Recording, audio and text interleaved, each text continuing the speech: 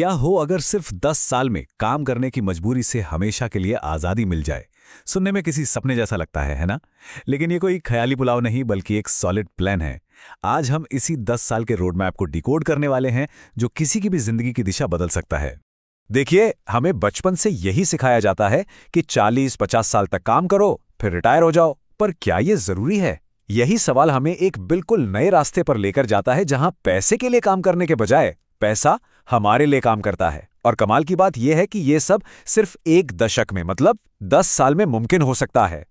अच्छा, तो इस सफर पर निकलने से पहले सबसे पहली और सबसे जरूरी चीज क्या है? अपनी मंजिल को जानना। और वो मंजिल है एक नंबर, जिसे कहते हैं फ्रीडम नंबर। ये वो जादुई आंकड़ा है जिस तक पहुंचने के बाद फिर कभी पैसे के लिए काम करने की जरूरत नहीं पड़ेगी। तो ये जो 10 साल का प्लान है, ये हवा में नहीं बना। ये एक बहुत बड़े ग्लोबल आंदोलन पर आधारित है जिसका नाम है फायर, यानी फाइनेंशियल इंडिपेंडेंस रिटायर अर्ली। ये मूवमेंट एक सोच पर टिका है और वो सोच ये है कि आक्रामक तरीके से बचत और स्मार्ट तरीके से निवेश करके कोई भी अपनी जिंदगी का कंट्रोल वापस अपने हाथों में ले सकता है, वो भी ट्रेडिशनल रिटायरमेंट की उम्र से बहुत बहुत पहले। इस पूरी आज़ादी के पीछे का जो गणित है वो इतना सिंपल है कि आप हैरान हो जाएंगे। इसे कहते हैं 4% का नियम। ये नियम कहता है कि अगर कोई अपने टोटल इन्वेस्टमेंट का सिर्फ 4% हिस्सा हर साल अपने खर्चों के लिए निकाले तो उसका पैसा जिंदगी भर खत्म नहीं होगा। ये आर्थिक आज़ादी का सबसे सरल और पावरफुल फॉर्मूला है। तो उस 4% के नियम के हिसाब से फ्रीडम नंबर क्या बना? वो है 25 गुना। जी हां, किसी के सालाना खर्चों का ठीक 25 गुना। अगर कोई इतनी रकम जमा करके उसे सही जगह इन्वेस्ट कर दे तो टेक्निकली वो इंसान आर्थिक रूप से आज़ाद है। यही वो नंबर है, यही वो टारगेट है जिसे हमें हासिल करना है। अब जाहिर है ये नंबर हर किसी के लिए अलग अलग होगा। इसको ऐसे समझिए, अगर कोई मुंबई में रहता है और महीने का खर्च है 1,20,000 रुपए तो उसका फ्रीडम नंबर होगा करीब 3.6 करोड़। वहीं कोची में 60,000 के खर्च के साथ ये नंबर घटकर सिर्फ 1.8 करोड़ रह जाएगा। तो पहला होमवर्क यही है, अपने खर्चों को समझिए और अपना पर्सनल फ्रीडम नंबर कैलकुलेट कीजिए। तो नंबर तो पता चल गया, पर उस तक पहुंचने का रास्ता शुरू कहां से होता है? कैलकुलेटर से नहीं, दिमाग से। पैसे को लेकर अपनी सोच को, अपने माइंडसेट को बदलना इस सफर का सबसे अहम हिस्सा है, क्योंकि सही सोच के बिना सही कदम उठाना लगभग नामुमकिन है। पैसे को लेकर सोच में एक बहुत बड़ा फर्क समझना होगा। आमतौर पर लोग क्या करते हैं, इनकम आई, उसमें से खर्चे किए और जो बच गया वो हो गई सेविंग, है ना? लेकिन जो लोग सच में वेल्थ बनाते हैं वो ठीक इसका उल्टा करते हैं। उनकी सोच होती है, इनकम आई, उसमें से सबसे पहले बचत और निवेश को अलग किया और फिर जो पैसा बचा उसी में से खर्च चलाया। मतलब पहले खुद को पे करो, बाकी दुनिया को बाद में। ये एक छोटा सा बदलाव है पर इसका असर बहुत जबरदस्त है। तो चलिए यहां 3 जरूरी मानसिक बदलावों की बात करते हैं। पहला, सिर्फ बचत पर ही नहीं, अपनी आमदनी बढ़ाने पर भी फोकस करें। अपने स्किल्स को बेहतर बनाना, कोई साइड हसल शुरू करना, नए मौके खोजना।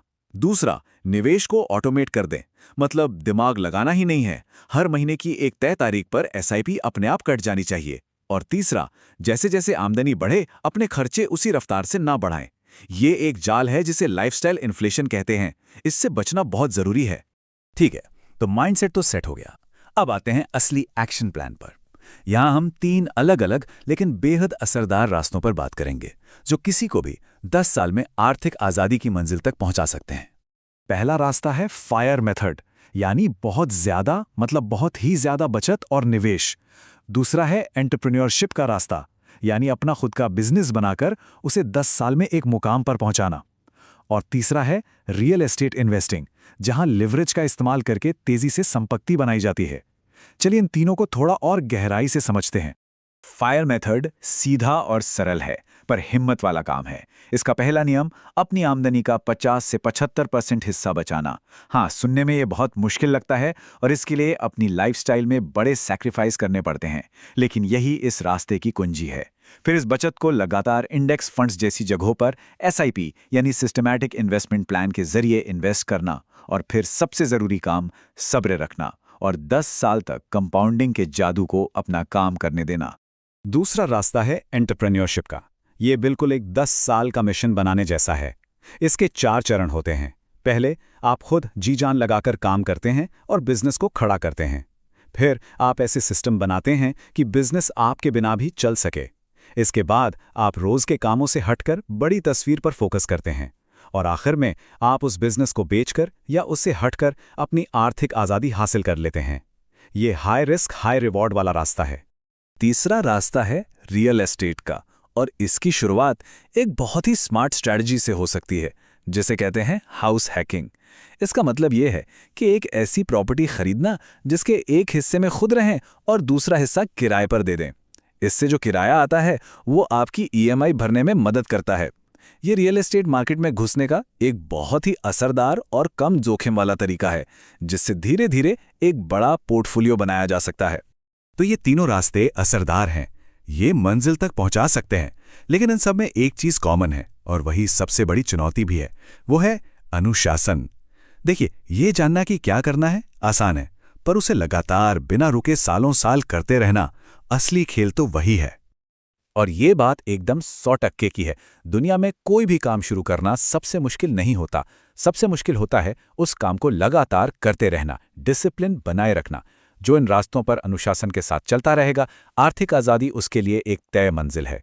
इसीलिए असल सफलता रोज छोटे छोटे सही कदम उठाते रहने में ही है। यहां तक हमने कैसे की बात की, पर एक पल रुककर यह सोचना जरूरी है कि ये सब क्यों करना है। इस आर्थिक आज़ादी का असली मतलब क्या है? क्या इसका मतलब है कि बस काम करना बंद कर दो और जिंदगी भर आराम करो?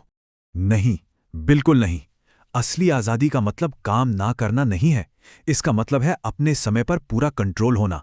ये इस बात की आज़ादी है कि वो काम करे जो दिल को अच्छा लगता है, ना कि वो जो सिर्फ बिल भरने के लिए जरूरी है। ये मजबूरी से निकलकर अपनी पसंद की जिंदगी जीने का सफर है। फायर का मकसद आलस नहीं, बल्कि ऑटोनॉमी और एक उद्देश्य से भरी जिंदगी है। और आखिर में बस इस एक सवाल पर सोचते हैं। जरा सोचिए, अगर पैसा किसी की जिंदगी में कोई रुकावट हो ही ना, तो वो अपनी जिंदगी कैसे जिएगा? वो अपना दिन कैसे बिताएगा? वो कौन सा काम करेगा?